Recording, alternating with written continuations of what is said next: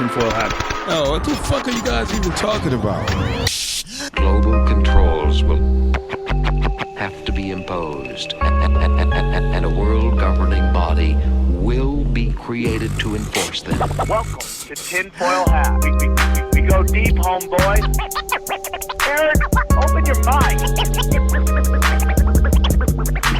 Drink from the fountain of knowledge. There's lizard people everywhere. That's some interdimensional shit. Wake up, Aaron. This is only the beginning. Dude, you just blew my mind. Are you ready to get your mind blown? Good morning, Swarm, and welcome to Tinfoil Hat. You know I am. You know I'm here to do. I'm here to rock. Oh my! Literally, you have one job on here, and I just saw you drifting off. I go, oh, he's not even paying attention, and then he wham. No, you weren't. I wham. I wham. I was looking at you right here. All Even right, with the good mic, I can't get a good rock. Now you're on the second thing. Please welcome to the show. Crazy flights from the East Coast because he loves his family. Jay Nice, Johnny Woodard. Dude, I have 4. I was booked on 5 total flights to try to get back from LA, and 3 of them got canceled. One was they booked me on it and it had already left. It just was gone. And then the other one, he was supposed to book me for this morning, and he accidentally booked me for like 2 days from now. It was a night. Dude, Americans are worse, bro. The help is not good. And I'm joining me from parts unknown with, that's a Lakers jacket you have on with gray and white. Yep. Xavier Guerrero, XG. What is that? The Lakers. It's a hockey Lakers jersey that's in Kings colors. A little bit. It's weird. Someone gave it to me. It was a birthday gift. That's how bad the Lakers are doing now. She's getting discount clothing from his friend. Nobody wants to buy Laker gear. No, they got it at Ross. I know them. Guys, a lot of great stuff going on in the world of Tinfoil Hat. The shows are on fire. Everyone's loving it. If you want to see me live, I got some live shows coming.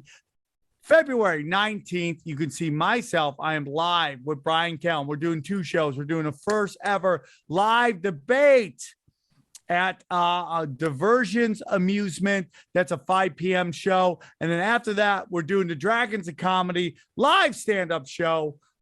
Tickets are now, I think you can get both of them for a total of $35. Grab your tickets now. It is going to be one of the best shows at a discount price for you guys because we want to pack it out. I know I've done a bunch of shows there. So it's the first time Brian has been back in Las Vegas in a couple years. So come get weird. And then I got some live shows coming up as well. New Orleans. Would you guys come see me? I would like if you guys come see me. Okay. I'm there February 24th. I'm at 7 p.m. and then again at a 9:30 show, The Hammers of the Gods. Nashville, you are crushing it right now. Some great tickets are being sold. Go to on the 25th. We're at Bavarian's Bro House. That is the 7 p.m. and 9:30 show. And then super excited, going to be in Jefferson, Georgia. 2 shows there as well. Tickets are moving. We also have coming up, I'm going to be at Rock and Roll Pizza in Simi Valley, March 2nd. And there's 2 shows there. And then Marietta, I am coming back March 3rd. Come get weird on that. Bisbee, Arizona. I'm there March 25th. And I'm also at Tucson, Arizona, coming up March 26th. And more shows being added as we go. Come get weird with me. Guys, I have, listen, man, I got big people coming on Rockfin. Get in now. That's right. Rockfin.com. Rockfin.com. Some of the biggest names out there are going to be there. And watch who else I get on there for $10. Okay. So we're all talking about an economic collapse. You got to consolidate your money. Rockfin is a great way to do that. $10. You get so much program. I'm going to say something, Johnny. I'm going to say something, Xavier, and I want you to tell me if you think I'm being right. Rockfin is a better value than Netflix, Amazon, and Hulu for $10. Hands down. Absolutely. Yeah. Disney Plus, $10. For $10, you get more bang for your buck. For sure. You are getting, I would say, at any time, 10, 20 new episodes a day on this show. You'll never have enough. You'll never be able to finish all the content in one day that you're getting uploaded there. Oh, by the way, Jimmy Dore, I'm doing a show this Saturday night. I'm doing Jimmy Dore's show. Is it live? Yeah, Jimmy Dore live. Nice. Doing a show. I think it's a stand-up show, but I also think it's I don't know. So I'm just gonna be on it. But you get $10, you get everybody's stuff. And we got a big name coming on there. We'll find out this week, which hopefully will be some bigger names coming up. Daddy is this is what I do. I build brands, and Daddy does it. Go get that $10. We got just for me alone. We got Conspiracy Social Club, Tinfoil Hat Premium. We have Zero, my spiritual podcast. We have Broken Simulation coming up. We have We Don't Smoke the Same. Goats, if Johnny will ever do it with me, okay? Mm-hmm. Now, if you want to hear some free stuff, let's say you hear a couple of these shows, you don't know what it's about, but you want to hear some free content. It's real simple. You just go to samtripoli.com, go up, Xavier, go up a little bit. Okay. All these are free shows that you see. Tinfoil Hat, free RSS feed, Broken Sim, Cash Daddies, Punch Drunk, Zero from the Vault. You go to the Vault, Zero, and you also get Conspiracy Social Club from the Vault, old episodes, and the Union of the Unwanted. Big news, Broken Simulation according to Chartable, got up to number 130. So that's 2 Sammy shows in the top 200. My goal is, yeah, who's important? This guy, killing you get it all. Go to samtripoli.com. Telegram. I have shows for almost all my shows are on Telegram. We have Tinfoil Hat, Conspiracies Only. Guess what? Someone just added a Zero and Johnny, a Broken Sim Telegram is on there. Oh, yeah, I got an alert about that on my phone. I saw it. Did you join it? Not yet. No, I've been running my ragged, so not really. Okay, Johnny. I don't know why you don't want to support your own shit. Okay. And then, hey, I think I was already a part of it or something because I started getting alerts for it already. I think they may have rebranded. I think Mark made them and he added you. Thank you, Mark Steves, from My Family Thinks I'm Crazy show. Check that out. He works really hard on the show and helps out, and he's a big part of it. If you want to support the show, another way to support shows is through t-shirts. Go to tinfoilhattshirts.com or samtripoli.com. Click the banner, takes you right to it. We got Conspiracy shirt, Big Dare, Big Farm. It's so funny. My aunt sent me a picture. My cousin Nico was in Dare. It's so funny. Dare the program? Yeah, he was in the original like Dare. Now? No, Still not around? now, but when he was a kid. Oh, I was too. I mean, we all were. Right? Yeah, Johnny, I wasn't because I was. I an outlaw, graduated. bro. I graduated. Oh, would you Made get you a black belt, graduate not from doing Dare. drugs? What do you think? You're cool? Johnny still doesn't do drugs. Tinfoil hat, hoodies, only conspiracies, cornhole, Conspirio, all these. Look at that. That's the best one. Should I add another guy there? I like that by itself. No, like that. I like that. I do too. I think it's great. All that right there. What else? Go to tinfoilhattshirts.com or go to samtripoli.com and you can click either that one or Conspiracy Social Club t-shirts. All that and more. Guys, is there anything else to talk about? That's it. Nope, We're going to we do rocking. Broken Sim this week. New Broken There you Sim go. this week. A lot to talk about on there. It is burning up the charts. Everyone loves it. Go to youtube.com/Sam Tripoli and you can see all those shows. I love you guys very much. This is a great show with Joe Campanelli. Enjoy the show. Tinfoil hat. We go deep, homeboy. Aaron, open your mic. Drink from the fire. All right, let's get into it. Super excited. I have this gentleman on. He was supposed to do the show earlier in January, but we got double booked, so we had to move it around. And here we are making it happen. He was a former active duty military, and he has a clean living room, and he soon will be jumping in to the podcasting game. Please welcome Joe Campanelli. How are you, brother? Good. How are you doing today? I'm alive. People like me. I can't complain. Just living that life. I'm good, man. I've been doing some fasting. Some people ask me if I'm back on the sauce. I'm like, nope, I'm good. I'm doing this. I'm thinking about banging out a 72-hour right now. So I may go on 72-hour fast?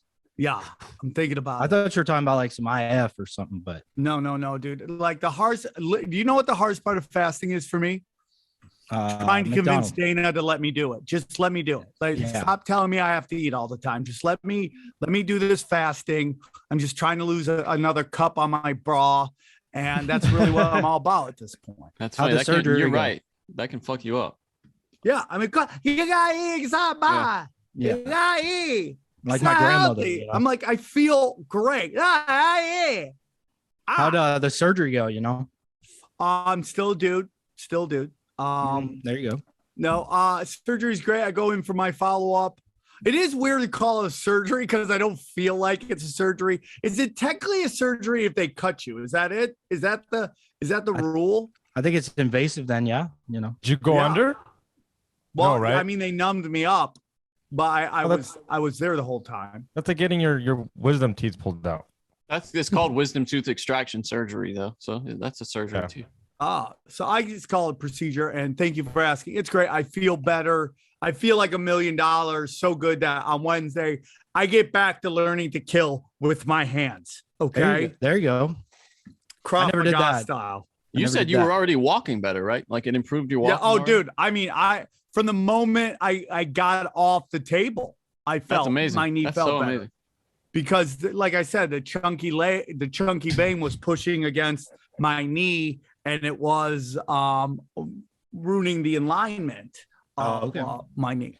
So, anyways, this is why this is the #1 surgery podcast out there. We do we talk surgery, and everybody loves it. But anyways, Joe, enough about me. Let's get into you, Joe. Where does our listeners who may not know you and be familiar with you, can you tell us a little bit about yourself? Yeah, absolutely. So originally born in New York, lived there for 10 years, moved to Tampa, Florida. Hold on, when you say New York, we have Long Island. Okay, so you're more towards the city. I'm more in upstate New York, which you guys all refer to as basically Canada.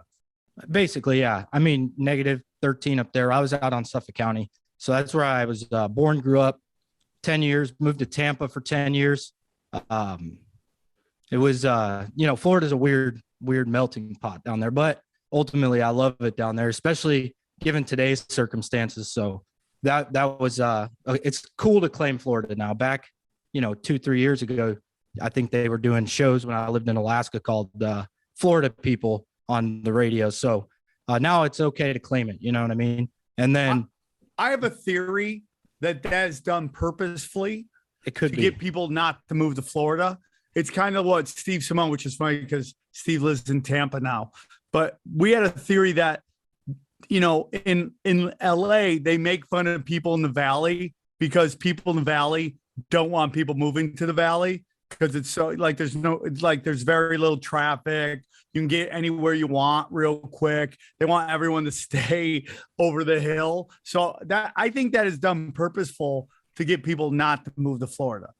It could be. It's a beautiful place. Weather's great. Can't beat it. It's probably similar to LA, maybe a little more hot, but either way, it was a weird dynamic going from New York to there. It's such a melting pot there that everyone, kind of made fun of me originally when I moved there as a young boy, but it really set the framework for, I guess, me, being who I am today, because it is such a dynamic environment and there's so many different, backgrounds and demographics that I kind of can inject. I was able to in the military inject myself into any space, right? So also there's a lot of partying, you can't deny that. And as the 18, 19-year-old man, boy, whatever, I started getting in trouble or whatever. And ultimately I made the decision that it was best for me to get some structure, some structure in my life. So at 20, I joined the Army. and I did 10 Were you years. a little older I was than the 20. people around you? Because I feel like a lot of Yeah. people get into the military right out of high school. Yeah, yes and no. It's a mixed bag. I've had one soldier that worked for me when I was stationed in Alaska. You know, he was a full-fledged lawyer in the state of South Carolina, and he decided to join. So you get a lot of different age groups, but for the most part, yeah, I'd say on average 18, 19 years old. So I was a little bit older. By the time I got to my first unit in Louisiana, I was 21. So, you know, I was able to, you know, hang out with some of the older guys. Guys, I want to tell you about our friends at Magic Mind, the little elixir that will make your body hum. Okay. You know me, I love caffeine. I can't stop. I'm just mainlining caffeine all the time. But you know what? This Magic Mind is the perfect elixir to get your body rocking because it's all natural. All right. It's got a lot of amazing stuff in it. I drink this every day. I'm doing their 5-day in a row challenge because it says, boom, it's actually a 14-day challenge. All right. That's it. I'm going to drink these 14 days in a row because Magic Mind helps decrease stress, boost blood flow and cognition. Okay. Magic Mind has a number of amazing ingredients. You've got adaptogens that help decrease stress, nootropics that boost blood flow and cognition. You can also boost your energy with the ceremonial grade matcha and lion's mane that's in there. You're going to increase your focus also with lion's mane and cordyceps mushrooms and a number of other ingredients. Turmeric is an active ingredient that's in there, and it's going to boost your mood. The list goes on. There's vitamin C in this shit. It's amazing. Vitamin C, dude. Come on, man. Come on, Johnny. I wanted to read that, but Johnny was just begging to do it. Thank you, Johnny. That's what happened. I am a kind man. I would love to have read all that. All right. It's real simple, guys. If you want to get an all natural bing, bing, pow. Okay. It's real. I have a fucking special offer for all you guys. Okay. I do. I drink this every day. This is definitely a product that I 100% talk the talk, walk the walk on. Okay. I have a very special offer for our listeners. Okay. The Swarm, this is for you. All right. This is a very special offer for Magic Mind.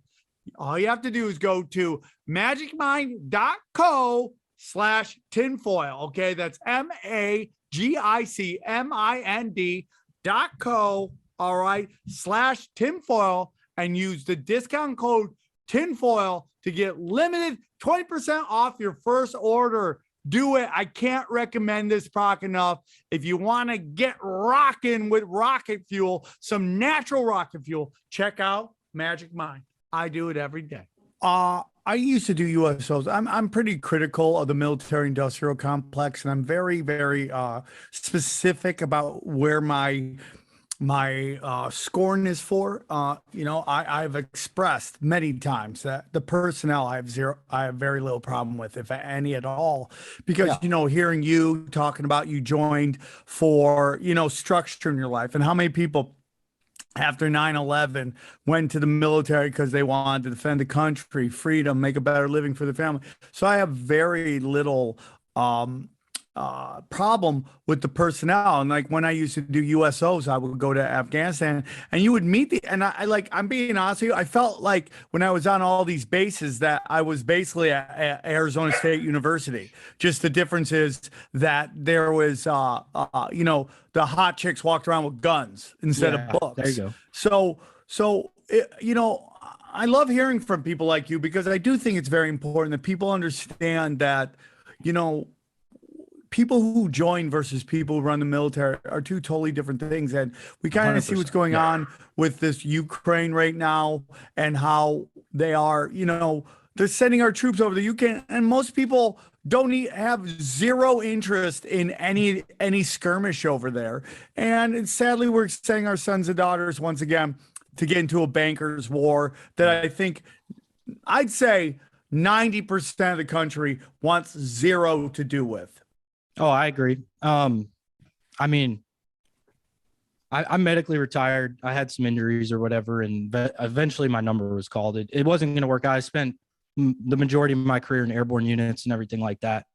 Jumping out of planes is not easy on the body. People think it's like, skydiving or whatever, but the best way to compare is like base jumping without a parachute off a 2-story building. You're falling pretty quick. You hit the ground, you got all that equipment and everything. So it takes a toll. God. Yeah, you're coming in pretty quick. And then, I came down to Georgia, took some time off from the airborne community. And from there, I was in a regular unit for a while. And then I went and actually taught at a leadership school. And that was arguably one of the most rewarding things for me. In the Army, when you go to do those types of assignments, sometimes they're looked down upon because you're not operational. You're not getting after it, deploying, doing whatever. But for me, it was definitely the best thing for kind of unplugging from like that grind, because you get so caught up in the loop where it's like train, deploy, whatever it might be, that you kind of lose sight of everything else that's going on and why it's happening. Right. So, 15, 16 years old, I'll get into now. Let me preface this. I'm going to get into like how I kind of got into the conspiracy space, because this isn't something new for me. I've been involved maybe longer than you have, depending on whenever that was. So I watched something called the Zeitgeist. Have you guys ever seen that? Yeah. That was my first thing, right? And like I said, I was partying and stuff at the time. So, I was very locked into it when I watched it. And it kind of opened my eyes, because it makes sense, right? The bankers, right? The money, all of these things are so important. If you go back to World War II, when Hitler said the gods of war aren't on my side, he wasn't talking about, some Abraxas chicken snake god type of creature that you guys like to talk about, right? He was talking about the bankers, right? They weren't funding him anymore as much as they were funding the Allied forces. So that's a great point. And if you get into tragedy and hope, they'll go even deeper than that. And that, like, a lot of the funding for Hitler was from the royals. I mean, you see like all these royal families like hobnobbing with the Nazis all the time. So yeah, man. I mean, like, it's like the doc, everything's a rich man's trick for 100%. Yeah. And so that was like my first point of seeing, okay, well, the Fed and understanding how currency worked. And that's kind of where my, I guess, conspiracy theorist, I hate that term now. There's so many terms now, you hear them and you just kind of get turned off by them, right? But that was like my first look into it. And then I read some stuff like The Creature from Jekyll Island and all these different pieces of literature that kind of reinforced what I already knew. So when I joined the Army, I already understood, what I was getting into, right? I knew the game. It wasn't supposed to be something that I made a career. I had no intention on it, but ultimately I was pretty good at it. And I continued doing it. Right. So throughout my time, when things would happen, I would see it for what it was. I was in Afghanistan during the Vegas shooting. It's like 6 a.m. there. I think I just woke up and went to do some Force Pro stuff.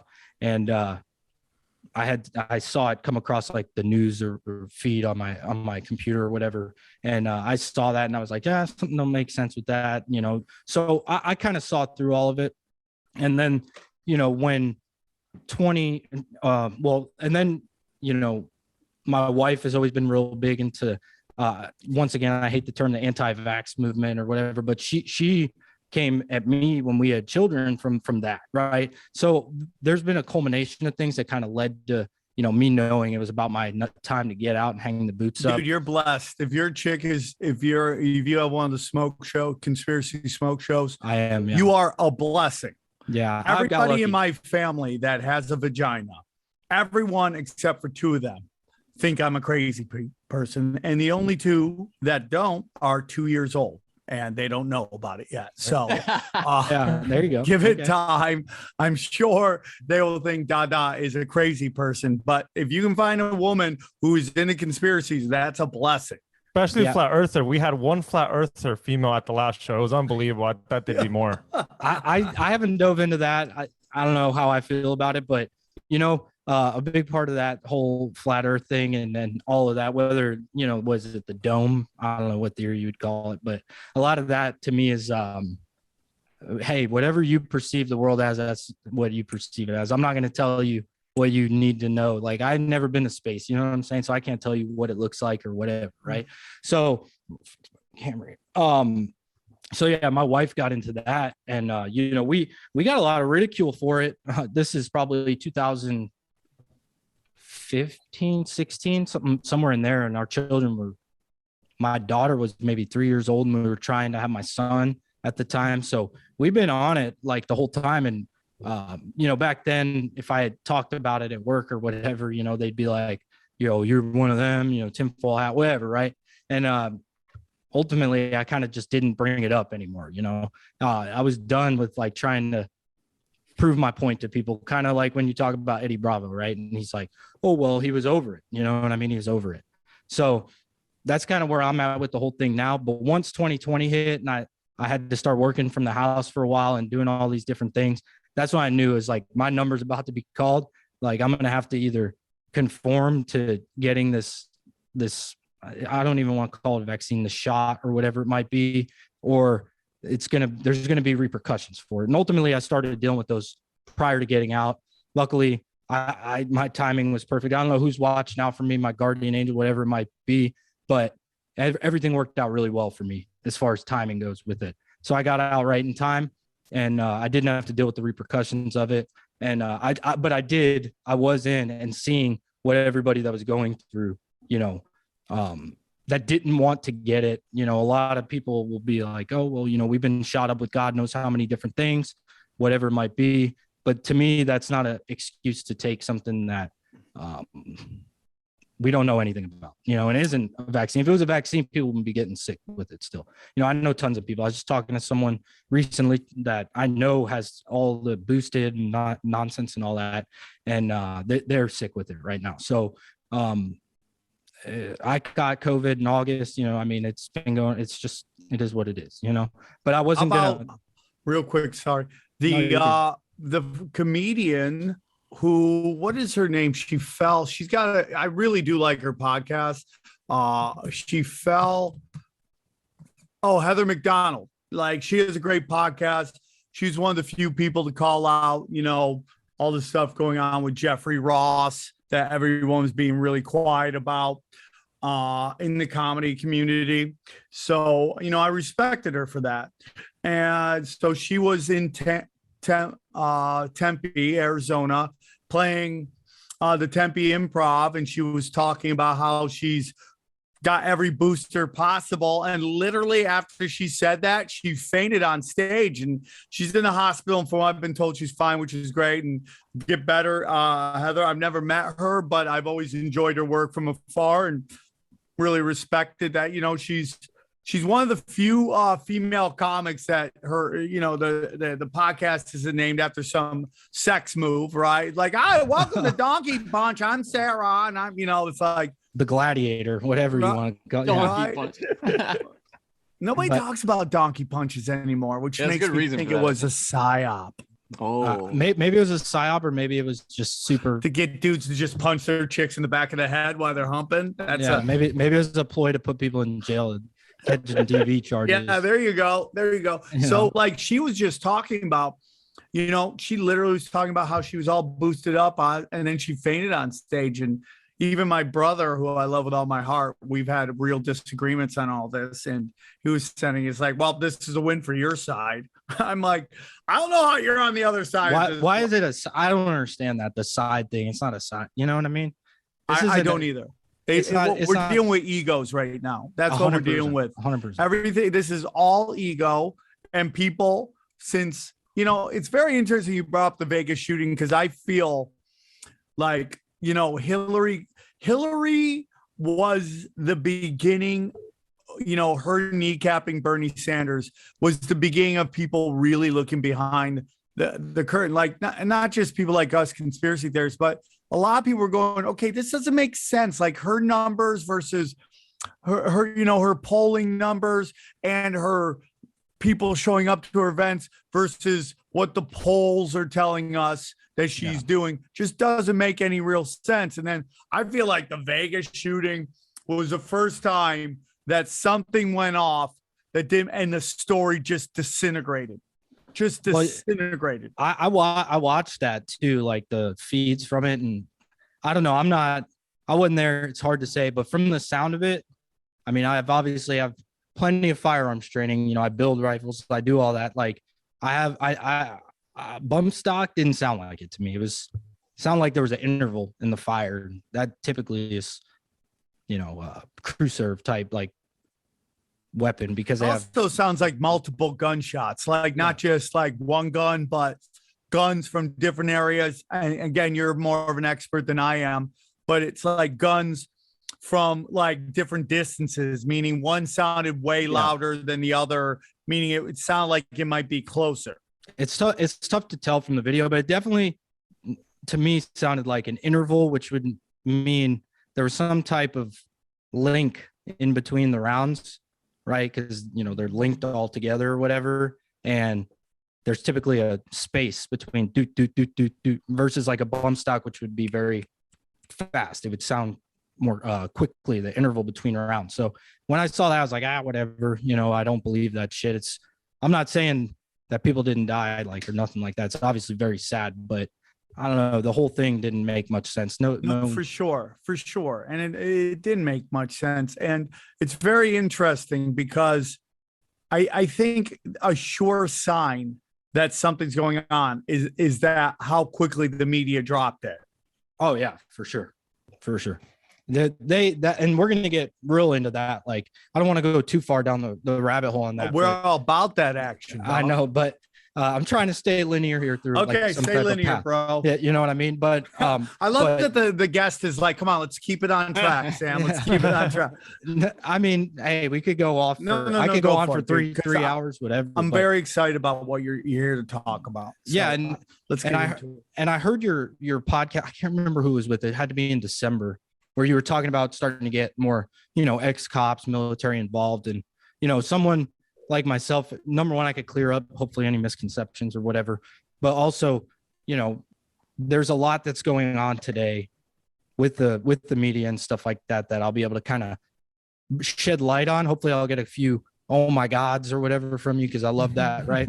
But a lot of pressure on me now. A lot of pressure. That's what I'm trying to bring the pressure. Okay, perfect. But as far as like the uniformed services go, and with the shot and what I saw, there was a lot of pressure on us to do it. And we for a while, we were 50%, whatever. People were waiting.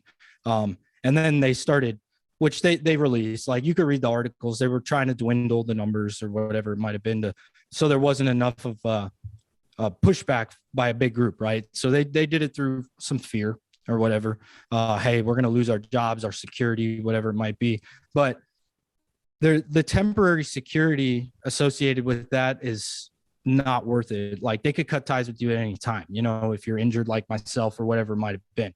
So I was going to die on that hill. And I told him that. I was like, look, it's nothing personal. Like, I'm not getting it. It's not going to happen. I don't want to take part in this. And to me, the military, you have civilians that are running to get it, whatever. It's harder to gather numbers on those people, right? Because they're spread out. They're not as well accounted for like we are. So if we're forced to get it, that's a perfect experimental sample size right there. You know what I'm saying? Like, we can 100%. Use that because we're tracked so well, like our medical, everything is right there. So with that being said, there's numbers coming out with increase in so many different things. I'm not a doctor, myocarditis, the whole nine that has been in the media, and they're able to track all those things through the military, but those numbers won't be out in the public arena or whatever. But they definitely did it through fear, and they definitely dwindled the numbers on that. And to me, what do you mean by dwindled the numbers? The number of people that were holding out. Oh, okay. All right. All right. Gotcha. Because if there's only, 3,000 people left or whatever, it's easier to force those people out on some, kind of bullshit versus if we had, 30,000 people holding out or 20 or whatever it might have been. Right. So that was unfortunate to see. And I saw it firsthand from my perspective on a smaller group. Right. And it was down to me and one other person. Right. And still, I think that person's still holding out or whatever, but they're definitely put us through it. And it was miserable, but ultimately it worked out for me and I didn't have to do it.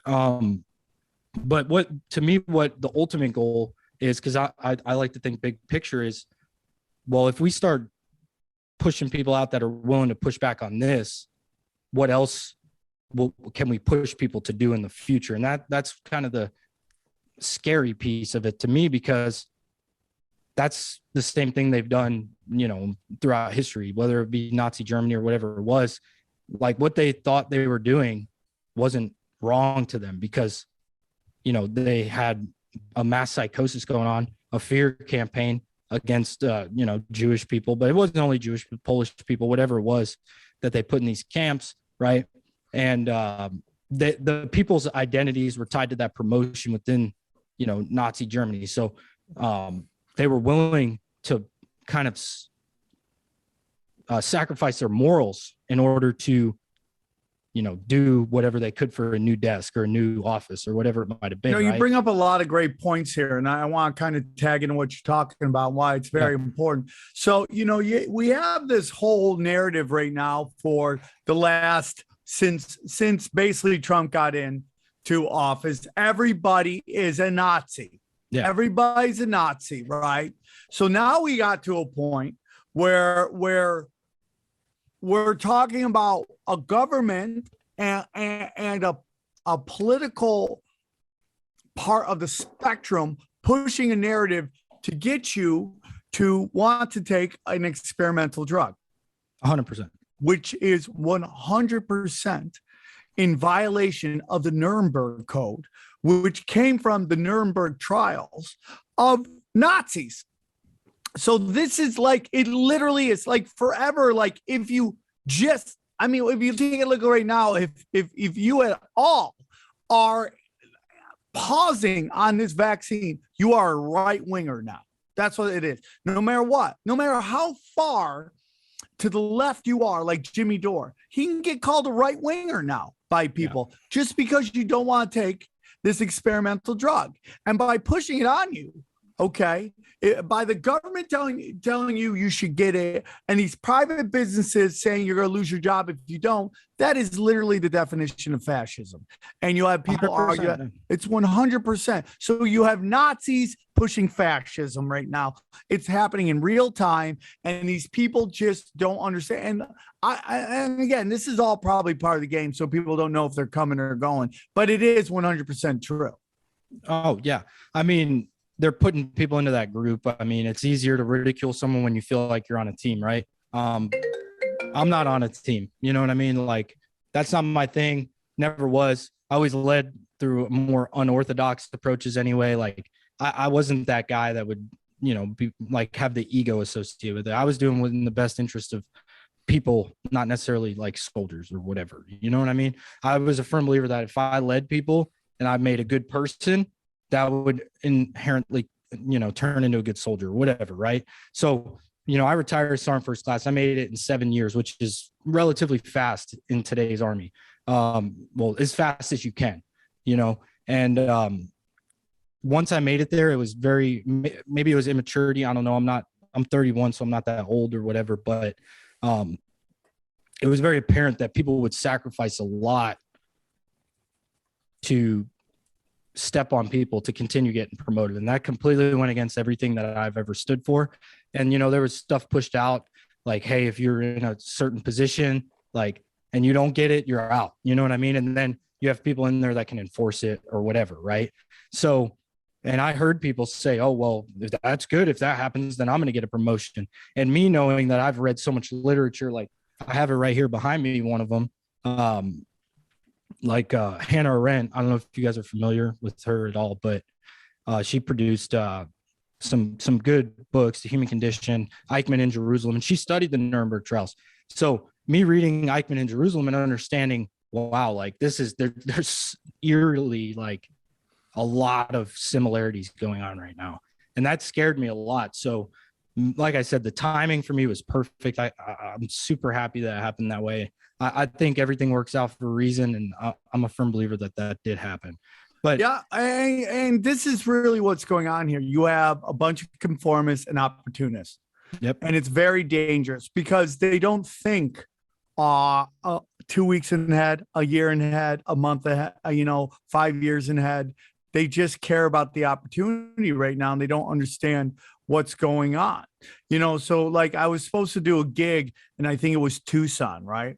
And I was supposed to play this gig on like, I think it was holiday weekend.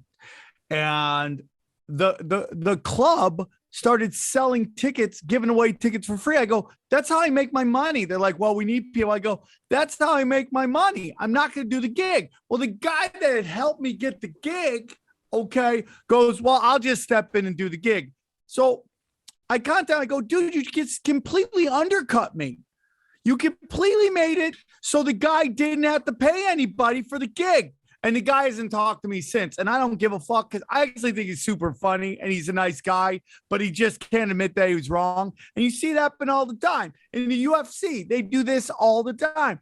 They'll never get anywhere with pay because you got these guys willing to do it for less money all the time because they think if I do this now, I'll get big enough that I'll ask for more money. But you're never going to get more money if you completely undercut each other. Like in Vegas, go-go dancers, they get paid nothing. They get paid nothing because all these girls, you get some 18-year-old girl who just graduated high school, who just is like, I'll dance for nothing. So like, guys stare at me and they undercut each other. Yep. And it happens all the freaking time. You had this UCB thing. Thank God that garbage dojo of comedy closed down.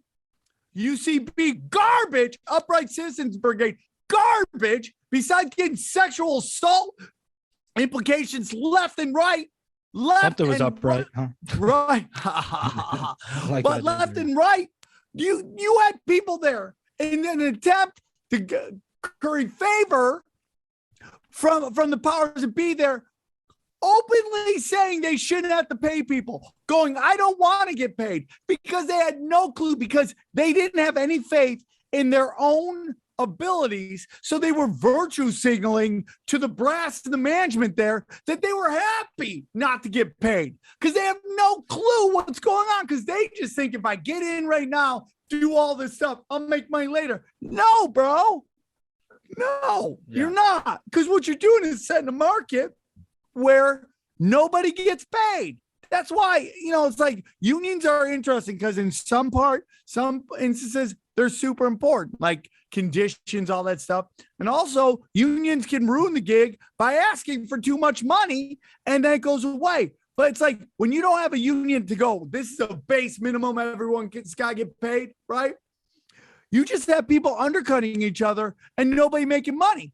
Because they're like, oh, I'll just do it and I'll make money later. No, there will be no money later. So I understand what you're saying because I think that's absolutely ridiculous what they're doing. All right, guys, I want to tell you about our friends at Athletic Greens. That's right. I started taking Athletic Greens because I wanted a fun way to get my multivitamins, and there is no better way than Athletic Greens. That's right. Tastes great, does the work, makes me feel amped. With one delicious scoop of Athletic Greens, you're absorbing 75 high-quality vitamins, minerals, whole food source superfoods, probiotics, and adaptogens.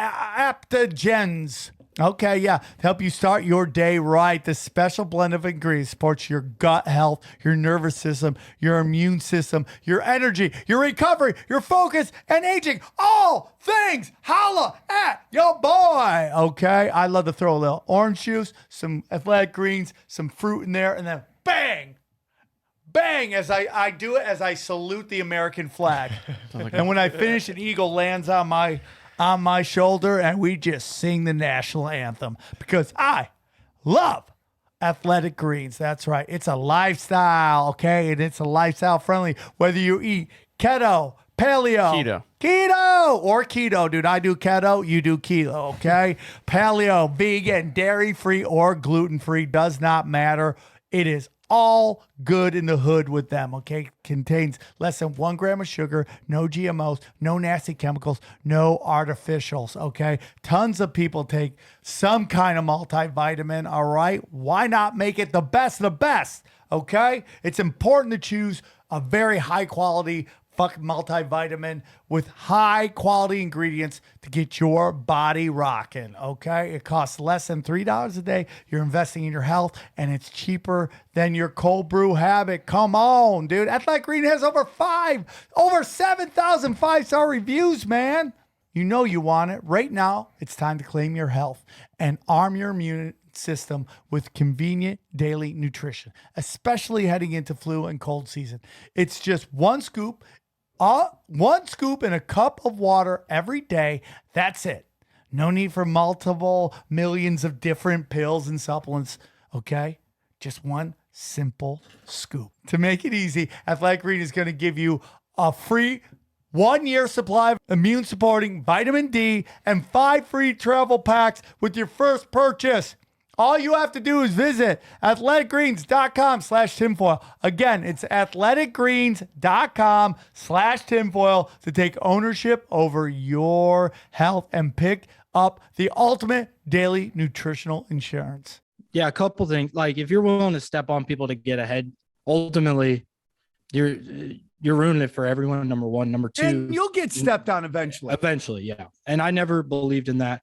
And then number two, with like the union, that's just another example of once corruption, steps in, it ruins a good thing, right? And that's the same thing with what we're seeing now. It's going to continuously happen, most likely, because at the pinnacle of any type of power, there's always going to be your people that will do anything for more. They're never satisfied with it. So I think that's just kind of the way it is. And then you spoke union breaking. That's what it's doing, dude. Anywhere else you try to be a union breaker, Buster, you get your ass beat. Yeah. And then you look, I can't remember, you said it earlier, but you said something about fascism, right? And like I mean, when you have people going from Halliburton into a public office, or you got people going from Lockheed Martin or any of these military industrial complex, pharmaceutical companies, whatever it might be, and then going and making legislation or having a say so in things that are being approved for legislation, or you have 95 or 6 when they started doing lobbying, right? All these different things. That's just capitalism. That's not capitalism. That's fascism wrapped in a pretty bow called capitalism. You know what I mean? Yeah. So when there's the conflict of interest, which is happening, and we're just taking care of our buddies or whatever at the highest level, and it's not in what's best for the blue collar worker, even some of the white collar people, then you ultimately end up where we are now. And then we're sacrificing more and more to have this false sense of security. You know what I mean? Whether it be Gulf of Tonkin, 9/11, what was it, Oklahoma City with Timothy McVeigh, or all these things that have kind of led us to the point we are now, COVID, whatever it might have been. We're continuously sacrificing a little bit for a temporary 100%. So, you're giving up your freedoms for safety, and they never give you your freedoms back. Yep. And that's a perfect way to kind of lead into the next point that I had, which I don't want to bore people or whatever, but I think we have like kind of a unique opportunity here, being that I was trained tactically, right, by the United States Army. So we use something called SCAT. You know what I mean? It's called the characteristics of the offense, and there's surprise, concentration, audacity, and tempo, right? So if you take those 4 things and you use it for something like, hey, the media, right? Okay, well, what's the surprise or the confusion, whatever it might be? We'll say COVID. Okay, COVID happens, boom, surprise. Now you have a concentration of media, social media, information, the school system, all these different pieces of our infrastructure that now are kind of bowing to this narrative, right? So you don't know where to turn. It's just overwhelming. It's a bombardment, and you're confused, right? And it's the same thing, whether it be guns or information. With guns, that means we're just keeping their heads down so we can continue to move, right? And the enemy doesn't know what's going on. They're confused. They can't react quickly enough to fight back, essentially. And that's the same thing that's happening with information, right? They're concentrating all of it to where you don't know where to turn. You're just confused. You don't know how to move forward or whatever. Right? Non-linear warfare. 100%. And then audacity, obviously, is how bold are you? How big is that scrotum? You know what I'm saying? So they were very bold with COVID. You know what I mean? Very bold. Oh yeah, they went big in. This is a wonderful thing. It's like there's so much going on right now, especially like if you take a look at like January 6th, right?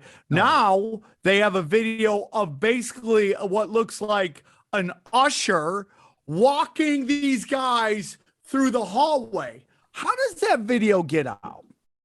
Someone puts that out. And that video now empowers the right to go, this is not what they're telling you. And the left still, once again, now we can't see. It's all meant to divide and conquer. Right. And then you use the last part, tempo, right?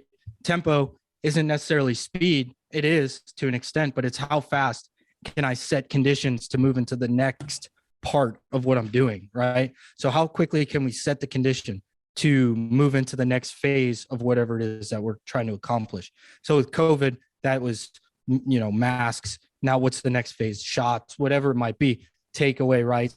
Who knows where it could go with quarantine and isolation. There's been legislation that's been, I don't know if it's been approved or not, but like in Washington State, was it 246-100-040 or whatever it was, that kind of lays out the framework for, isolation and quarantine and things like that.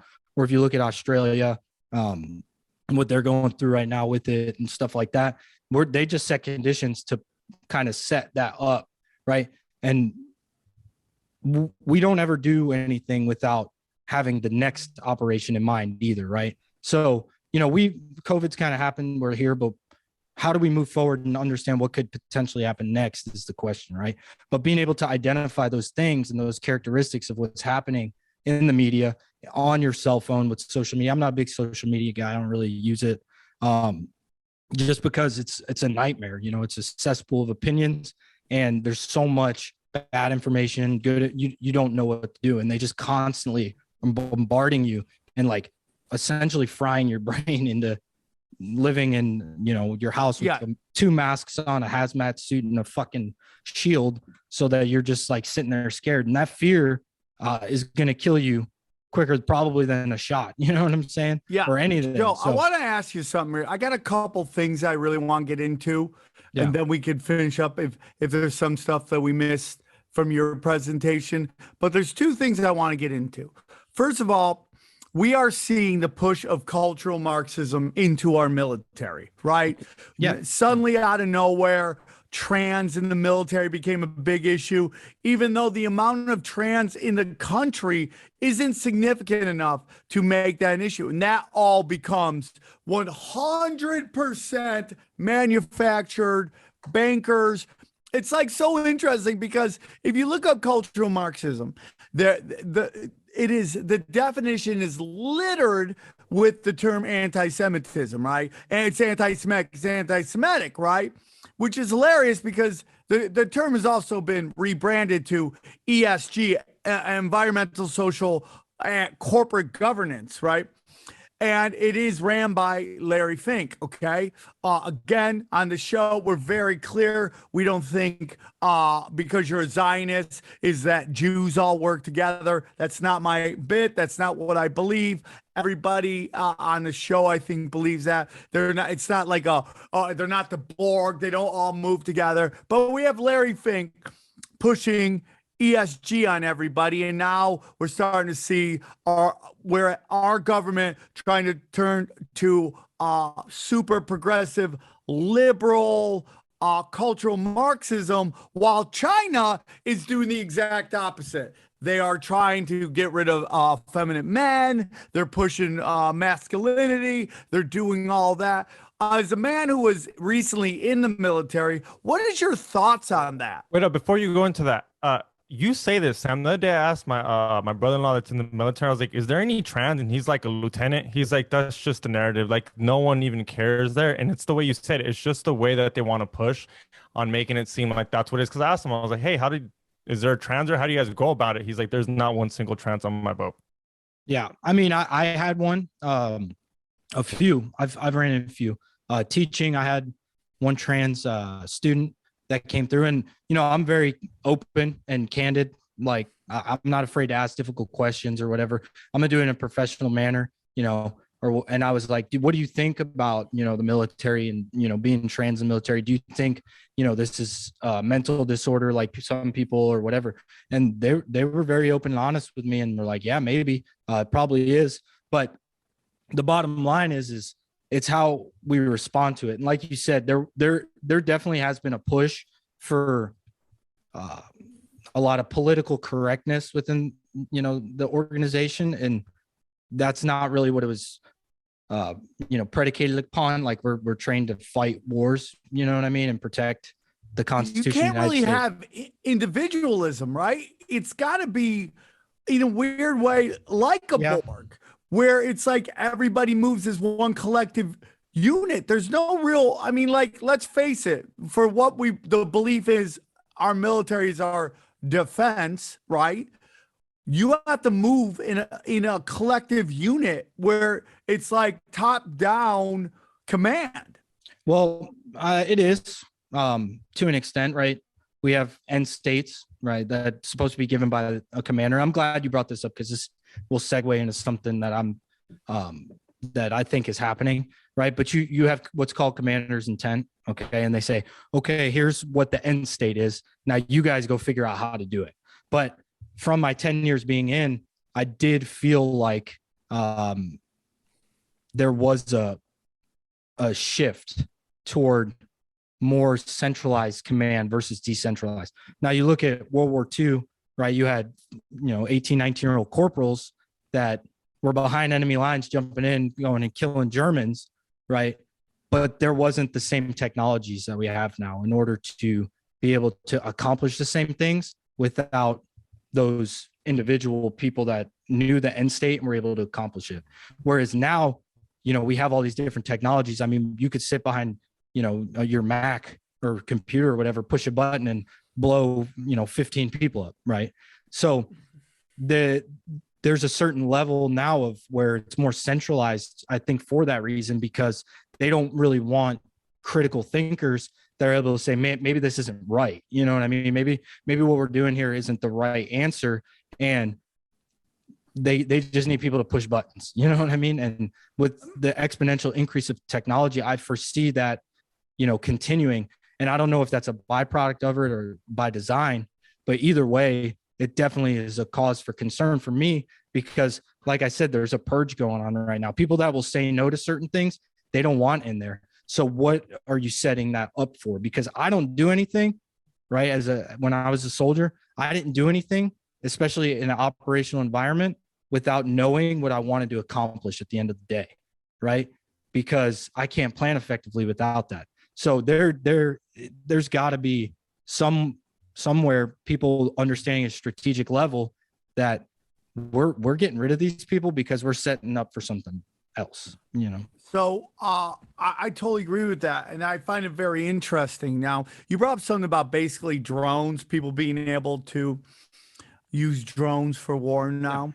And I understand that as someone who put his life on the line for his military, for his country, the thought of not being able to have to, actually put boots on the ground and put your life in the line of fire and in danger could sound very, very, positive, right? That's a great idea. But does that also take away our ability to see our enemies basically surrender and give up? 100%. Yeah. And it takes away the human element of it. There was always, if you go back, there were studies during, I don't know if it was Vietnam or War II, where people were shooting over other people, the enemy's head, right? Because they didn't want to kill anyone. That's that morality that I talked about, right? And what they did, they started training us with human targets, right? And they found, or video games, whatever it might be, right? When you have that, it makes you more comfortable with doing that to someone else. It takes that human element out of it. Same way, you put on a mask, right? And you look at someone, it's not the same as if you have to look at someone without it on. It takes away another part of that humanity, I believe. And I do believe that there's, going to be issues with, soldiers having PTSD maybe from that, like, pushing a button and that happening. But it's cause for concern. And the exponential increase, like I said, technology is not going to take us on a path that is going to, it will help, right? But like anything, it can be perverted. You know what I mean? Yeah. It's something that's good can be used for bad. You know what I mean? The same thing. It's not kind of the same thing, but in the cartel, whenever they want, like, let's say it's your first time cutting someone's head off, they'll give you a dull knife. Yeah. So you struggle with it and you become bloodthirsty, and next time it's a lot easier. It's just a way to make things easier on you. You give him a dull knife the first time, the second time it's a sharp one. He can do it real simply now. Yeah, you watch his videos and it's, come on, the cartel can afford some good knives. Watching video? What are you watching? Beheading videos? In the beginning, when they first came out in the early 2000s, even my dad would be like, yo, so-and-so got his head chopped off. Can you find it for me? Oh my God, yeah, it's back in the live leak back in those days. But yeah, they do that on purpose. A dull knife will make you more bloodthirsty in the future. Yeah, there's definitely an element of conditioning, right, to where you feel more comfortable with something. Mm-hmm. So I don't know. I don't know where 10 years is from now. I lose words for it, but it's definitely going to be a concern, whether that's an environmental type of thing, the social credit score stuff that's going on, that's most likely going to happen. We know it is, or whatever it might be. You're just purging out people that have strong morals and won't do that to another human, for people that are willing to sacrifice that morality for a new office. Right. And that you brought up earlier, anti-Semitism, things like that. And, Hannah Arendt studied the Nuremberg trials. And she got labeled, an anti-Semitist, I guess it would be. Anti-Semitic, anti-Semitic for that book, because, she said it was on Adolf Eichmann, right? And Adolf Eichmann was behind that glass case, and they were expecting to see some, demon with horns and a red tail or whatever. But what they found was that he was just boring. And that's where they came up with the banality of evil and coined that term. And it's only used one time at the book at the end. But she found that evil was just kind of average or ordinary, right? It wasn't something that's going to stand out to you. It's over time, you get conditioned, and then you become more comfortable with doing things that are not morally right. In their society, right, their code of, their legislation and the ethics that they had, they just kind of were okay with that, right? It wasn't, you couldn't go to jail for it. So it made it all right. And if you have just people that are blindly following orders, well, now it's very easy for them to say, well, I don't want to be fucking told what to do by this guy over here. He's an idiot. So I'll continue doing that and sending people to these gas chambers like he did. That was his job, in order to, get promoted. I mean, we have a real problem going on right here.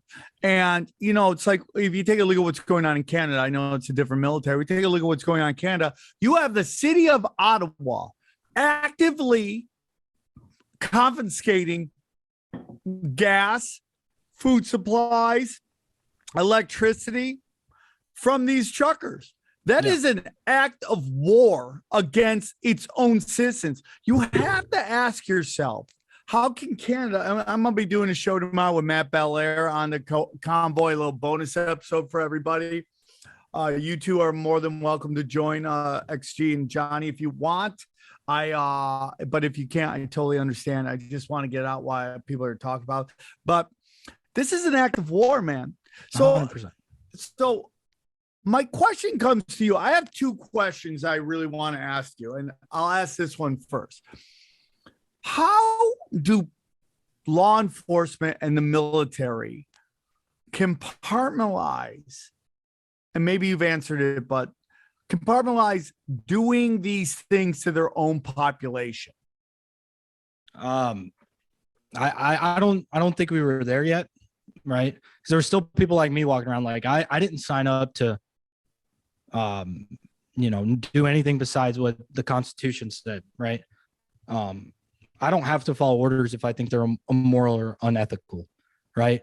But there's a new, I don't want to say generation, but with the constant bombardment, like whether it be the COVID-19 or the terrorism or all these invisible wars that keep popping up, because we don't have someone to really look at for it.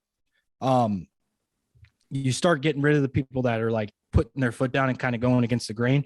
And then ultimately, like, they're playing a longer game than we can even live for, which is concerning, right? Because, you know, if they write the history on this whole COVID narrative, what's it going to be like for our children's children, right? Those kinds of things are the things that might keep me up a little bit at night.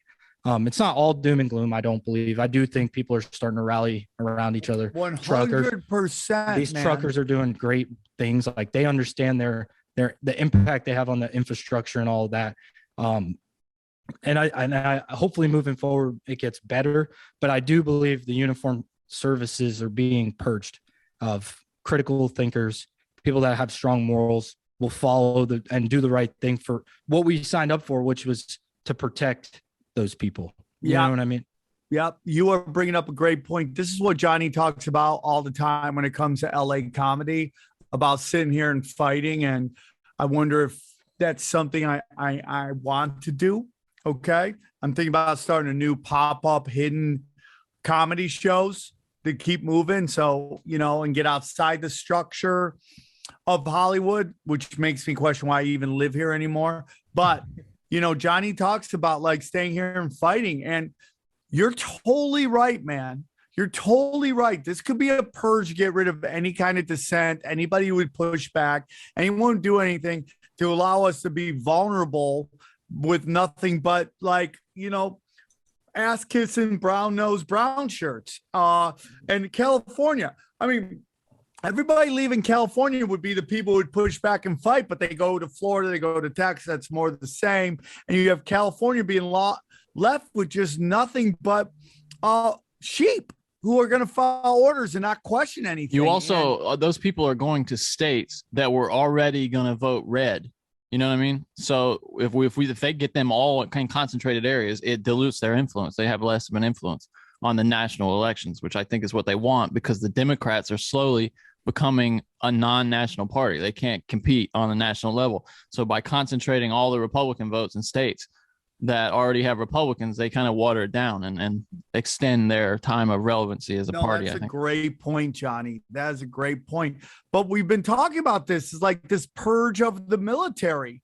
It's just like, that's just going to weaken this giant military that we've been bombarded with our whole lives about how it's the best military in the world. It's the best thing. And we should be so proud of it, which, I'm very thankful for, everybody who serves. And I feel like they're getting abused again by the dark arts occultists that run at the highest levels, which brings me to my next. Well, I'd like to hear your thoughts on that. I mean, you got to do the, risk analysis there, right? You got to say, hey, is it worth me staying here and fighting when you have two small children, and what they might be subject to? Or is it better for me to move? And, it might end up creeping into those states too. We have midterms coming up and all these different things. That's a tough one, right? You don't really know what's going to happen from not only from year to year, 10 years, but tomorrow. So I don't know.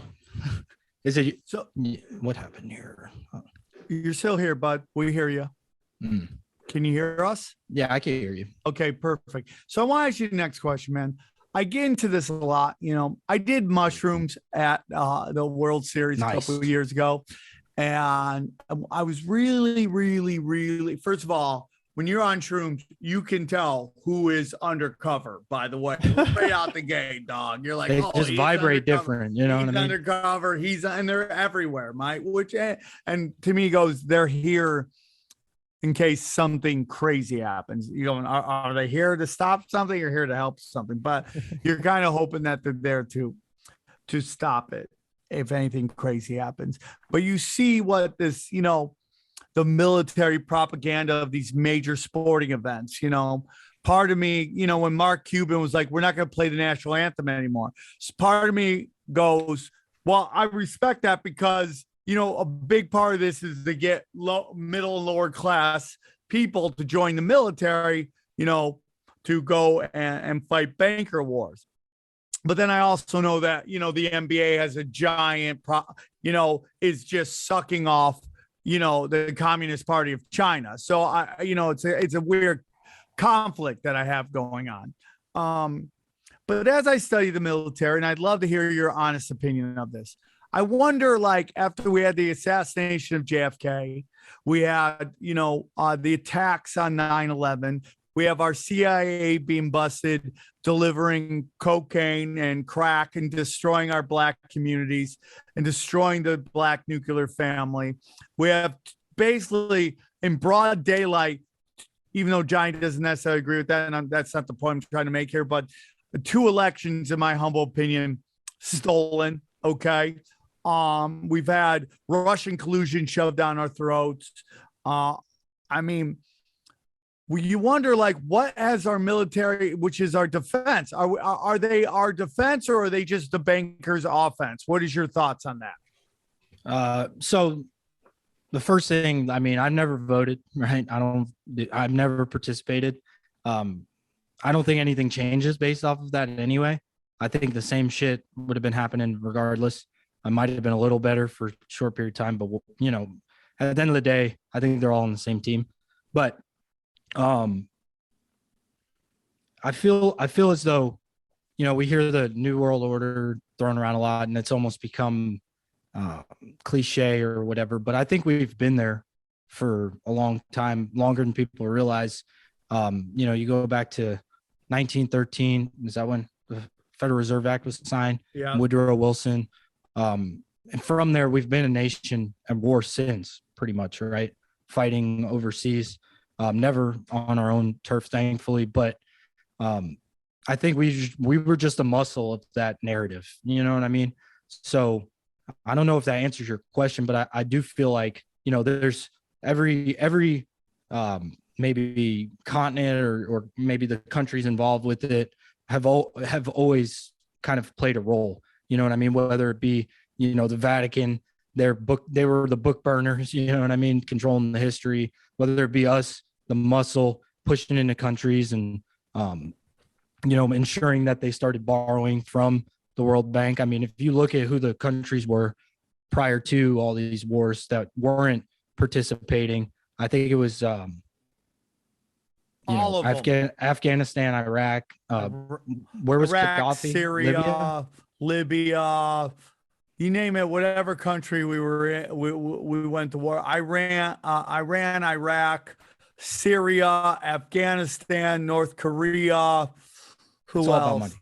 Yeah, it's all about the centralized banks. Yeah, and there's plenty of literature out there on it too. Have you read Confessions of an Economic Hitman? Yes. And how they do that. All of these things have been happening for a long time. So I don't know if it's something new. I just think that we played a role, and that role was the muscle, right? Hey, we're gonna go in. We can have some beauty in it, no liability, because we could have corporations do it for us. That's why there's so much money in contracting and all that stuff, because there's no liability, there's no ties to anyone at that point. And we can have plausible deniability to an extent. And when that doesn't work out, well, what happens? We have WMDs that are invisible apparently, or we have the 6'6" Osama bin Laden hiding somewhere, where we have cameras and drones that could literally see the hairs on your ass from 33,000 feet, but we couldn't find a 6'6" Muslim guy hiding for 10 years or whatever it was. I just don't think that makes much sense. And you do your show with Callan. I watched that one, and he will say always all conspiracy. I don't think so. Well, it is, but there's compartmentalization of it. It's just, hey, you're doing your role to accomplish something, but nobody really understands the full grasp of exactly what's going on at the end of the day, because it's such a dynamic environment, and the infrastructure is there's so many moving pieces to it, right? You have the school systems, right, that are manipulating our kids. Like, I was a terrible student, but you know, cognitively I felt smarter than some of my teachers, right? But I didn't like sitting there. I wasn't good at that. You have the military, you have, you know, now the healthcare, which is a powerhouse. And you watch some of these new recruiting videos for the military, and I'm not going to turn anyone away from it because, you know, ultimately made me who I was today. And I think I did good things, you know, I like to think so. But now all of the recruiting videos are like fight against, you know, COVID-19 and all of this stuff. And it's like, it used to be, you know, go fight wars, but now we're shifting into something that's more here. It's upon us. It's in the United States now. This is on our own turf, and it's going to turn into that, or if it hasn't already, that invisible war that's happening. You know what I mean? Did I answer your question? I don't know. I kind of no, you did, dude. Like you did Will Ferrell in Old School there. I blacked out. But, you know. Fine, dude. This is a show of people who black out all the time, so you have nothing to worry about. You did great. So, what do you think the future holds for all this? It's tough to say. I'd like to think people are starting to wake up, which I think we've seen.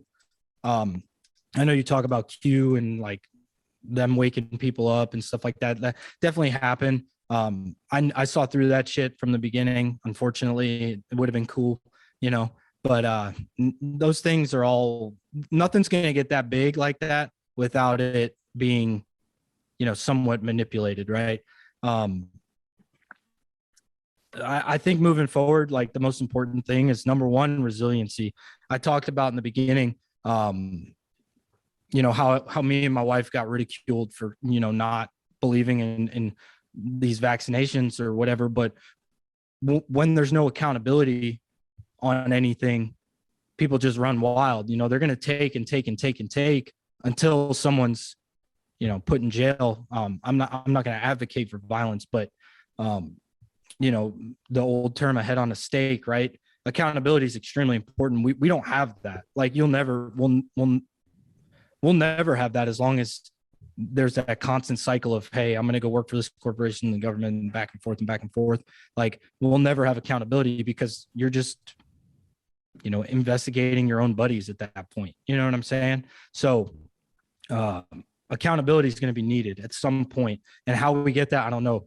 What these truckers are doing are going to definitely, you know, begin that, I do believe, because they're such a vital part of the infrastructure in any country, right? Getting products across the globe. I don't know how the grocery stores are by you guys or whatever, but they're definitely not what they were. I know that's like a first world problem or whatever, but I mean, it's the truth. Like, things are exponentially increasing in price due to all this quantitative easing that occurred. And we're getting choked out. You know what I mean? We're getting choked out. So if people don't start getting held accountable, and we're going to need parallel communities, I think, at that point. And that's like Carl Jung type stuff right there. You know, he did a lot of work on mass psychosis and things like that. But what he found was the most effective way to combat it was accountability, or parallel communities, right, where they start building their own infrastructure. I'm not Waco, like trying to Waco anyone here, you know what I mean? But, you know, if you have the ability to run a community without, you know, being choked out like that, then you're probably be more successful. Oh, and Benjamin, once again, write about a bunch of stuff, right? I mean, who's that? Owen Benjamin, you should check him out. I'm good. He's doing amazing stuff. I mean, he was the first one that got stopped by like Patreon and stuff. And look at GoFundMe now. GoFundMe straight social cred score. Yeah, like, all the left is telling you it's not coming here. Here it is. Full on force. The Canadian government is punishing people for their social behaviors. That is social credit score. The NBA's been doing it. Okay. I mean, you have this Penn University, this trans swimmer dominating everybody. And the swimmers on the team are begging them not to get rid of her because they don't want to be called homophobe, because they don't want down the line when they try to get jobs. Because if you're going to Penn, you're going to go hang out with super progressives. All right. That's where you're going to try to get work. So Yeah. they're going to try to get you. And I Johnny and XG, before we started the show, were talking about, you guys were talking about Rogan and that's like where I started listening to podcasts, was Joe Rogan. I love his show, and it actually is what led me to yours. I can't remember if I listened to the one that you were on with him, like God knows how long ago. I try not to. 8 years ago. I mean, yeah, that was probably about right, because I probably started really getting into podcasts about 5 years ago, and I had to backtrack through it because stopped listening to music and stuff like that. Started listening to podcasts. Now I'm shifting back into putting music on the car because it's getting redundant to a point. Without any type of, I couldn't have any type of involvement. Now this is where I can come on the show, hopefully get involved in the community or whatever. But you look at like Rogan, and you go back to what I spoke about previously with that concentration, that tempo, right? And all those things, like now they're going to come for podcasts. You know what I'm saying? That's the next thing on the list, man. And how are they doing that? They're going to use Rogan. So Rogan had those two doctors on, right? I can't remember their names. Robert Malone. Robert Malone and McCullough. Yeah, Dr. McCullough, right? And great what they put out. Like I thought it was awesome.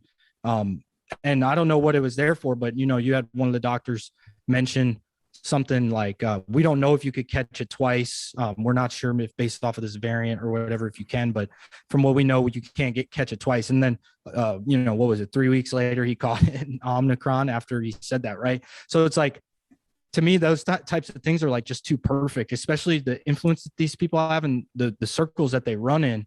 It's like. So is your belief that this whole thing with Rogan is pre-planned? I don't believe Rogan planned it.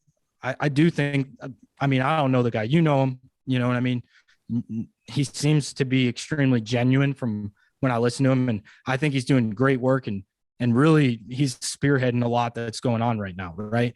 But once that happened, now they're spearheading a campaign against this man, and Spotify, like, oh, we're down 30 billion in revenue. Like it was something to do with him.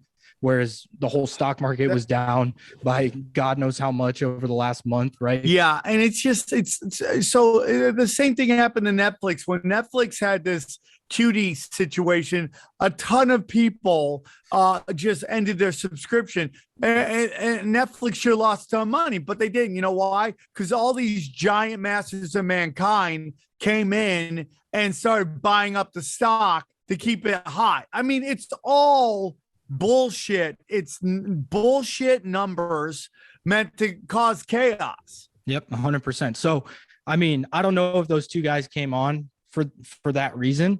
You know what I mean? That guy's still pushing back against Spotify.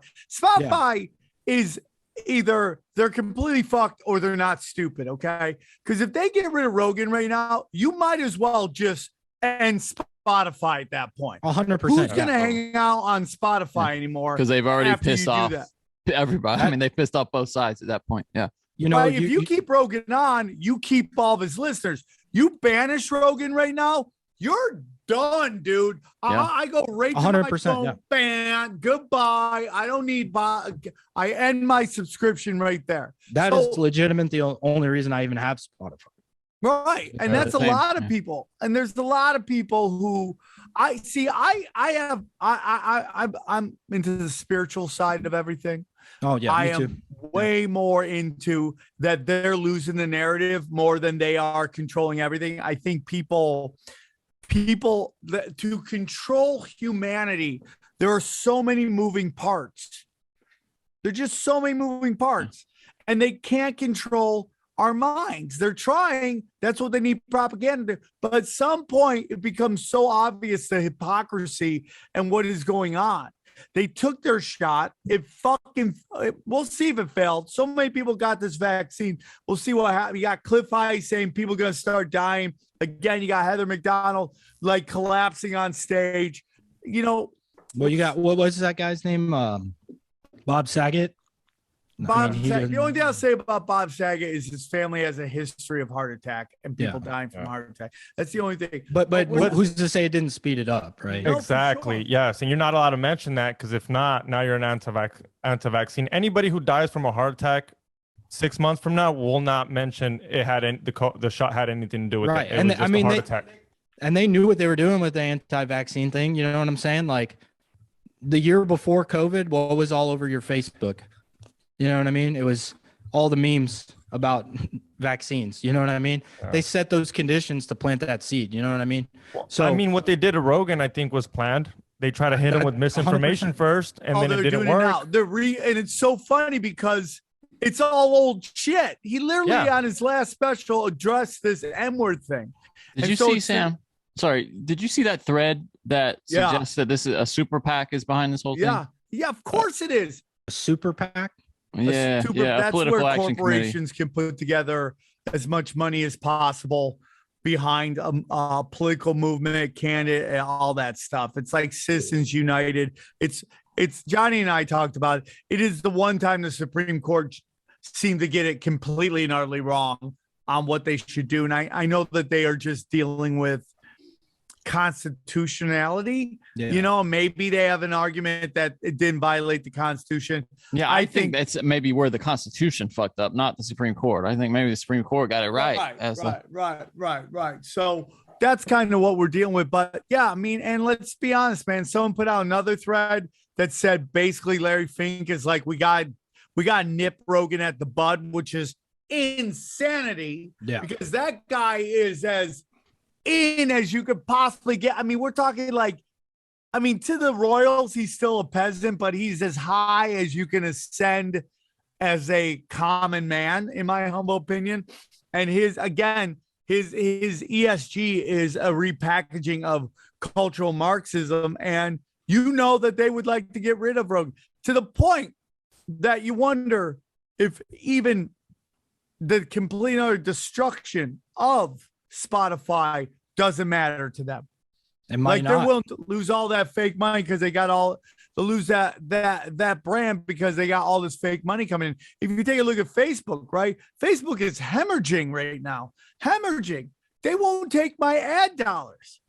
They won't do it. I try to advertise my shows. They won't take it. It's like you need all the money you can get. Nope. And you go, why is that? Oh, because you have all these Fed dollars coming in.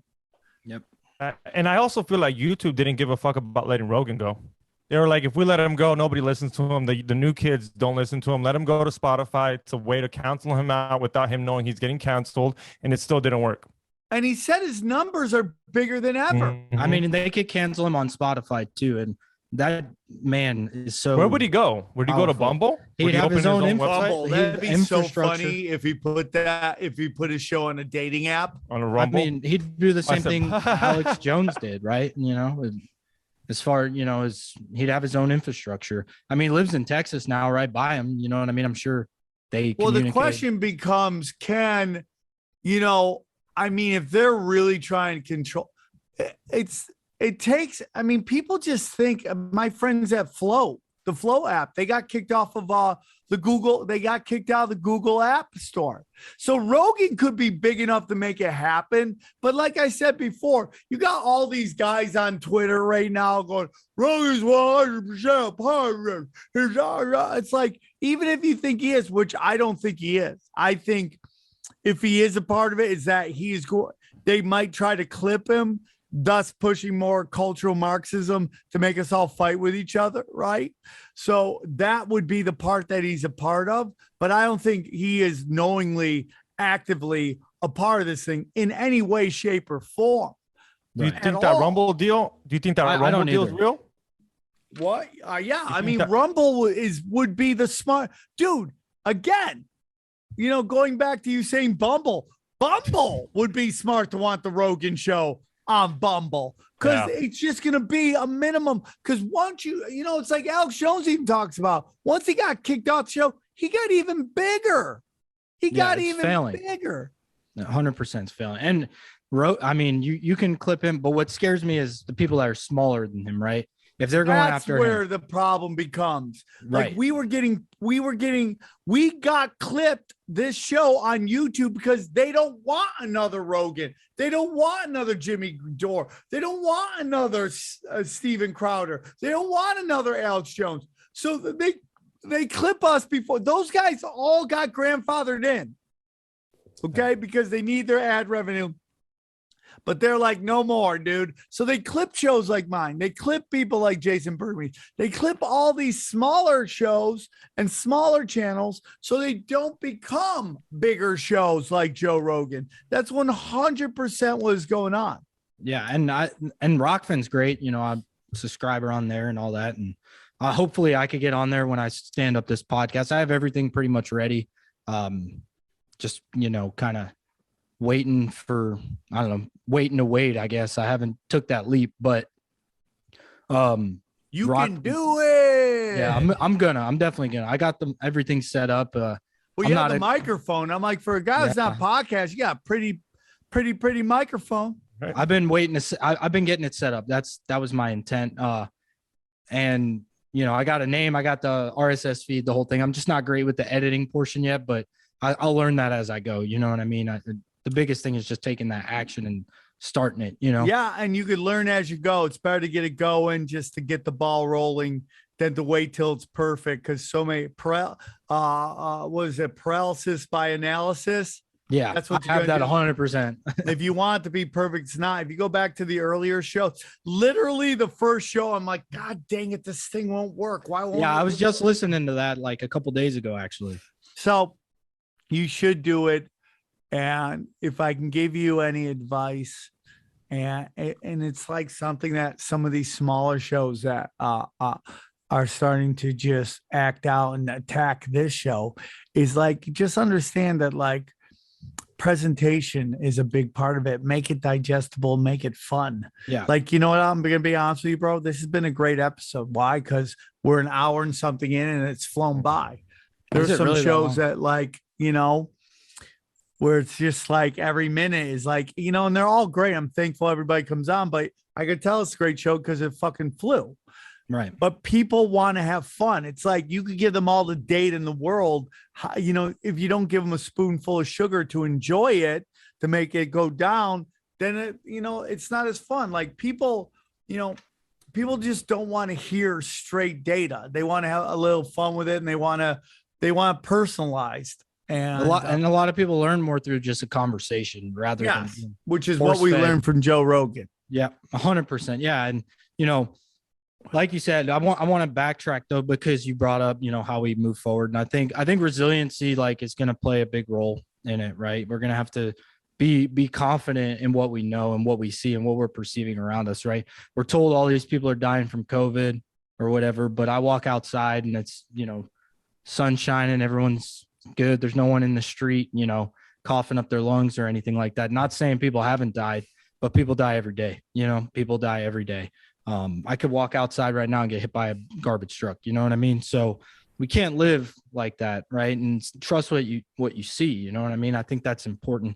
And then hopefully at some point we can usher in accountability. But it's not going to come from some politician or great hope, or the second coming of Jesus. It's going to come. What do you think is going to happen? What do you think happens from here? Give me your 5-year outlook. I don't know, man. I think with the COVID narrative, like kind of crumbling, I think we're going to move into some form of cryptocurrency that's going to be used by the government, most likely. I've heard it before, Fed coin or whatever, but I do think there's going to be some type of UBI ushered in eventually. I think this was, like I said, I refer everything back to the Army, and I can like see that and quantify it by, okay, this is a dry run, right? So when they brought out the COVID bailout, the first one, I posted on my Facebook, I was like, this is a problem essentially. And especially all this stuff about the voting in there. There was like 500 pages. I read the whole thing because I was on a 24-hour shift and I was just kind of stuck there. So I read it. And Facebook just kind of got rid of the post, didn't even say anything. It was just disappeared. And once that happened, I deleted my Facebook. I recently opened it back up, but I was just like, I'm not going to participate in this bullshit. Right. So, but going back on track, I think that the, money that was given out was a trial run. They do that with everything, right? Whether it was Timothy McVeigh, that was, your trial run for 9/11. If you look at what was it? The computer simulation they did for COVID in 2019. There's a bunch of them. Event 201. Yeah. That. So like that was a trial run for this. Like they know, right, what's gonna happen. We plan this stuff out, and it's meant to be planned out that way. So we can account for the most likely course of action, the most dangerous course of action, and the pushback associated with it, right? So all this stuff is planned. So I think that UBI will be ushered in. It'll be tied to, social credit score. There was recently an article released, I think today, saying that, Social Security is probably going to be dried up by 2033. Who's to say COVID wasn't something to, hopefully take some people off Social Security so there was something left or whatever, right? No, Money's drying up. Money's drying up and it's going in one direction. That's up to the top. And if that continues to happen, and they don't keep people just comfortable enough to where they can stay in that perpetual loop of, work and sleep and then work and then sleep, like, most people are on. If that dries up, then it could potentially create a problem. So I'm expecting UBI to be ushered in to keep people just comfortable enough. And then who knows what happens from there? You know what I mean? The World Economic Forum already has a cyber pandemic where the internet's going to go down. So that's just a matter of time too. That, dude. I got to get in front of fucking that fast, dog. Fast. But what's going to be important then, you could say gold or silver or and all these different things. Yes. Cryptocurrency, maybe. I don't know. Bitcoin to me is, I don't have maybe the same Don't say it, dog. I might not have the same perspective. It's just my spidey senses go off and tingle with anything that was nobody knows where it came from or was made in a garage like Bill Gates and Microsoft or whatever. Respect. But who knows, where that could potentially take us. But there's, Project Bluebeam still on the table. Like if you read Cooper's Behold a Pale Horse, like he kind of laid all of it out there for you, and let everyone know like that was probably going to be the culminating thing. Who knows, that could be the thing, or it's just keeping people comfortable enough to where they're getting choked out by not getting the vaccine, or hey, maybe they are trying to kill everyone off. If you wanted to recreate society, are you going to want a bunch of, people that aren't thinking through things and just kind of getting a shot to get a shot and putting it in their body? Or are you going to want those people that just kind of did that and to go die off? I don't know if that'll happen or not. I doubt it'll be that drastic, but it's going to be interesting, dude. That Deagle website that has the U.S. population at 50 mil, which makes me wonder if it opens up us to some kind of attack. It's supposed to happen around 2025. So it's going to be interesting, dude. All I got to say is lock and load, get ready to rock. And I'm loading up, dog. I'm loading up. I got nothing wrong with that. You need some firearms gold, training. dog. I got gold. I got silver. I got bullets. I'm ready. I'm learning hardcore ass kicking Krav Maga to kill with my hands and make love. Yeah, but I mean, and it ties back into the accountability piece, right? That's where it's ultimately comes from. You took away accountability from big pharma in 1986. It just kind of starts leading into the second and third order of effects of that. Now they just kind of run rampant, and we're in a bind essentially with it. And who knows where we go from here as far as that goes. But I think being able to identify those things is number one going to help, because when you see it, you'll be like, oh, I ain't listening to that bullshit. And you'll continue going on with your day. or whatever. But, I go to the grocery store, even here, I live in Georgia, and I still see 70% of the people in masks, and it just cause for concern. Dude, I would love to fast forward right now 5 years and see what percentage of Southern California or California is wearing masks in 5 years. I guarantee you they're going to keep wearing it. Especially the airport. I told people this too. I said, what happens when we take something, right? And I told my students this when COVID started and we were wearing masks. I said, what happens when we take something, and we retain it? That's ours forever, right? We don't let it go. So I said, do you think that you're going to take that thing off? Honestly, do you really believe that that's going to happen? And they're like, yeah, when vaccine or whatever. And I'm like, we don't give up what we take. So we take it, we keep it, right? You look at the Patriot Act. Oh, yep. Well, that's still here. That ain't going nowhere. Yeah. 100%. Right, my only thing, the difference between the airport, because people are like, look, the airport, you still got to take your shoes off. Yeah, but that's people are like, okay, it's at the airport. I think people's regular lives I think they're sick and tired of it. I do think there's going to be a group of people that no matter what you do, they're just going to keep doing the same shit. They're just going to be like, no, I want to wear it. It's going to help me. People love being in fear. Yeah, and it's just like, it doesn't matter. I mean, and thank God, Bill Maher, who's completely retarded on, I hate that word, completely dumb on Russian collusion still and all. And the Democratic Party. Yeah. What, Johnny? And the Democratic Party. He still thinks that they should for some reason be in power. Who? Bill Maher does. Who, the Clintons? No, he thinks the Democrats are in general, like the better party, obviously. And because dude, he's just from an age. He's from a time where the Democrats were seen for the little people, even though he's incredibly rich and been rich forever. And owns guns. He talks about all the time how he guns. If we continue the party thing that we have going on now, it's like you could read Plato from 2,500 years ago, the Republic, you know what I mean? And he laid it out for you. Like every time democracy ends up, falling into, a tyranny, that's kind of the way it works. Right. And there's always that, you had recently a guest on talking about Pluto. There's significance to this stuff. It's there. My wife's super into all that, astrology. She's very savvy on all of it. Probably have 100 books over there about it. And I want to start somewhere. I'm starting a course on alchemy, and I'm going to start getting into, Pluto. And she's super into it. She said that something was going to happen even before all this. I'm like, what are you talking about? She's like, well, Pluto's coming back over, I don't know. Where is Pluto? In the high house? What's it called where Pluto is? Does anyone know? In the horizon?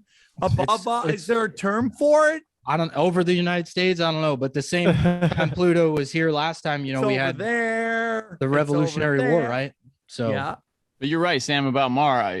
He's one of the only people in with any kind of mainstream platform that has completely come around on this whole thing. He's just totally out on the, and I wonder. I don't think they're going to let him keep doing that for too long.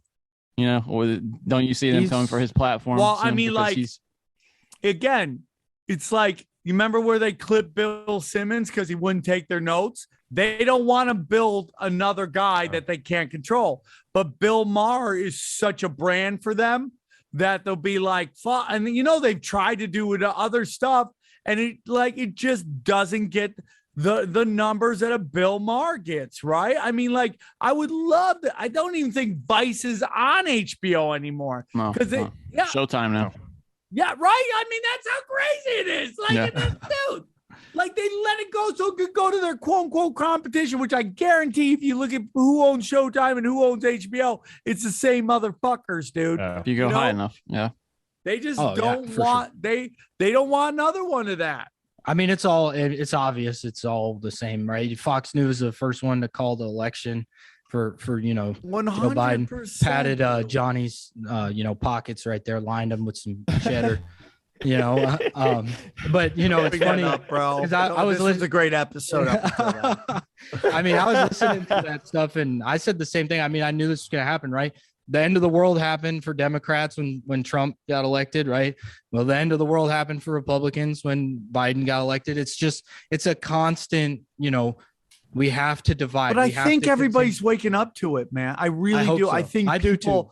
I think the right is like starting to really wake up to Trump. I think sometimes the idea of Trump actually trumps Trump. You know what I'm saying? Like when you see like Trump in these people's profile, I think the idea of what Trump represents is more than they act. Like when Trump's like, get the vaccine, it works. And everyone's like, bro, we're way past that. What are you talking about? But that's what these guys get. They get so insulated and isolated from reality, right? They get so, I mean, like Hillary's like, I'm going to run again. You're like, nobody around Hillary's like, listen, lizard queen, you're fucking, everyone thinks you drink baby blood. We got to see, we got to see what the next stage, because like when Ron Paul, he first ran for president as a Republican, everybody was galvanized behind Ron Paul. And then that kind of became the Liberty movement and the Tea Party movement. It branched off in a few different directions. And I don't think we've yet to see what the Trump thing is going to evolve into, but it's coming, right? It's because he's not the vessel for that for much longer. I don't think I just think he keeps.